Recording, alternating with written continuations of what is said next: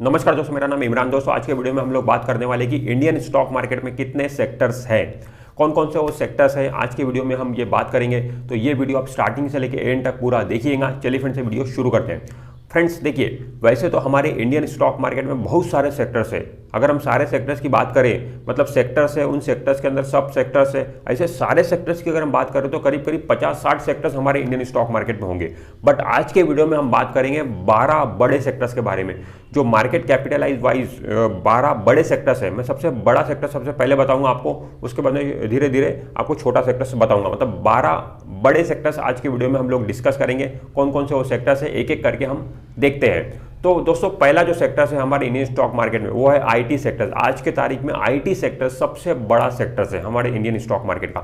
IT sector मतलब information technology. इसमें कौन कौन सी कंपनी आती है? इसमें वो वाली कंपनी आती है जो सॉफ्टवेयर बनाती है, सॉफ्टवेयर बनाने वाली कंपनी, या फिर आईटी से रिलेटेड सर्विस प्रोवाइड करने वाली कंपनी, वो इसमें आती है। जैसे कि विप्रो हो गई, ठीक है, टीसीएस हो गई, इन्फोसिस हो गई, कोफोर्ज हो गई, ये जो कंपनियां, ये सब आईटी सेक्टर में आती है। दोस्तों दूसरे नंबर पे जो सेक्टर है वो है बैंकिंग सेक्टर। आज के तारीख में बैंकिंग सेक्टर हमारे इंडियन स्टॉक मार्केट का दूसरा बड़ा सेक्टर है आईटी के बाद में। तो बैंकिंग सेक्टर में कौन सी कंपनी आती है बैंकिंग सेक्टर में? जैसे कि नाम ही है इसका, तो ऑब्वियसली इसमें बैंक्स आते हैं। सारे बैंक्स, चाहे वो प्राइवेट बैंक हो या फिर गवर्नमेंट बैंक हो, सारे बैंक बैंकिंग सेक्टर में आते हैं। इसके बाद में तीसरा जो सेक्टर है हमारे इंडियन स्टॉक मार्केट में सबसे बड़ा, तीसरा बड़ा सेक्टर, वो है फाइनेंस का सेक्टर। अब फाइनेंस का सेक्टर मतलब बैंक को छोड़ के जितनी भी फाइनेंशियल सर्विसेज वाली कंपनी है, मतलब बैंक को अगर छोड़ दे, उसके अलावा जो कंपनियां हैं जो बैंक नहीं है बट फाइनेंस से रिलेटेड सर्विसेज देती है, वो फाइनेंस सेक्टर में आती है। जैसे कि ब्रोकिंग कंपनी हो गई, म्यूचुअल फंड वाली कंपनी हो गई, ठीक है, हाउसिंग लोन प्रोवाइड करने वाली कंपनी हो गई, एनबीएफसी हो गई, जो नॉन बैंकिंग फाइनेंशियल कॉर्पोरेशन हम जिसे बोलते हैं, ठीक है।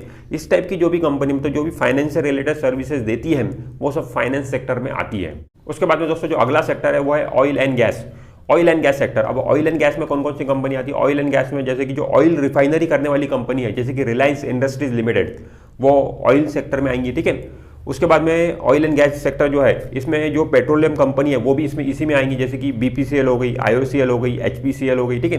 तो ये जो कंपनियां हैं ये भी ऑयल एंड गैस सेक्टर में ही आती है। इसके बाद में दोस्तों जो अगला जो सेक्टर है वो है एफएमसीजी सेक्टर। एफएमसीजी मतलब फास्ट मूविंग कंज्यूमर गुड्स, ठीक है। इसमें कौन कौन सी कंपनी आती है? इसमें वो वाली कंपनी आती है जो प्रोडक्ट हम रोज़मर्रा की ज़िंदगी में जो यूज़ कर रहे हैं, रोज़मर्रा की ज़िंदगी में यूज़ करने के लिए जो हमें प्रोडक्ट लगते हैं, वो प्रोडक्ट बनाने वाली कंपनी जो है वो एफएमसीजी सेक्टर में आती है। जैसे कि हिंदुस्तान यूनिलीवर हो गई, ठीक है, उसके बाद में डाबर हो गई, इमामी हो गई, ठीक है, आईटीसी हो गई, ये सब कंपनियां, मतलब हम ऐसा बोल सकते हैं जो किराना दुकान में जो सामान मिलता है वो बनाने वाली जो कंपनियां, वो हम एफएमसीजी में उसको काउंट कर सकते हैं, ठीक है। तो ये एफएमसीजी सेक्टर हो गया। उसके बाद में दोस्तों अगला जो सेक्टर है वो है health care. Health care sector में कौन कौन सी कंपनी आएंगी? हेल्थ केयर सेक्टर में सारे हॉस्पिटल्स आएंगे, ठीक है। उसके बाद में मेडिकल स्टोर्स आएंगे, ठीक है। फार्मा कंपनी आएंगी, मतलब जो दवाई बनाने वाली कंपनी है वो इसमें आएंगी। सर्जिकल इक्विपमेंट बनाने वाली कंपनी इसमें आएंगी। मेडिकल इक्विपमेंट बनाने वाली कंपनियां इसमें आएंगी, ठीक है। ये जो सारी कंपनियां हैं जो फार्मा से रिलेटेड काम करती है, वो सारी कंपनियां फार्मा सेक्टर में आएंगी। इसके अलावा पैथोलॉजी लैब जो होती है, जहाँ पे टेस्टिंग होती है, ठीक है, ब्लड टेस्ट वगैरह होता है, वो भी फार्मा सेक्टर में आएंगी। इसके बाद में दोस्तों जो अगला सेक्टर है वो है ऑटो सेक्टर। ऑटो सेक्टर में कौन कौन सी कंपनी आएंगी? ऑटो सेक्टर में जितनी भी गाड़ी बनाने वाली कंपनी, चाहे वो बाइक बनाने की बात हो, कार बनाने की बात हो, ट्रक बनाने की बात हो, बस बनाने की बात हो, जितनी भी गाड़ी बनाने वाली कंपनी वो ऑटो सेक्टर में आएंगी। और इसके अलावा ऑटो एंसिलरी भी, ऑटो एंसिलरी मतलब जो गाड़ी तो नहीं बनाती बट गाड़ियों के पार्ट्स बनाती है, वो वाली कंपनी भी ऑटो सेक्टर में ही आएंगी। मतलब गाड़ी बनाने वाली और गाड़ी के पार्ट्स बनाने वाली कंपनी वो ऑटो सेक्टर में ही आती है। इसके बाद में दोस्तों अगला जो सेक्टर है वो है केमिकल सेक्टर। अब केमिकल सेक्टर में जो केमिकल बनाने वाली कंपनी है वो इसमें आएंगी। पेंट बनाने वाली कंपनी भी इसी में आती है, जैसे कि एशियन पेंट हो गया, बर्जर पेंट हो गया, ठीक है, ये भी केमिकल सेक्टर में ही आएगा। इसके बाद में फर्टिलाइजर्स बनाने वाली कंपनी भी इसी में आएंगी केमिकल सेक्टर में।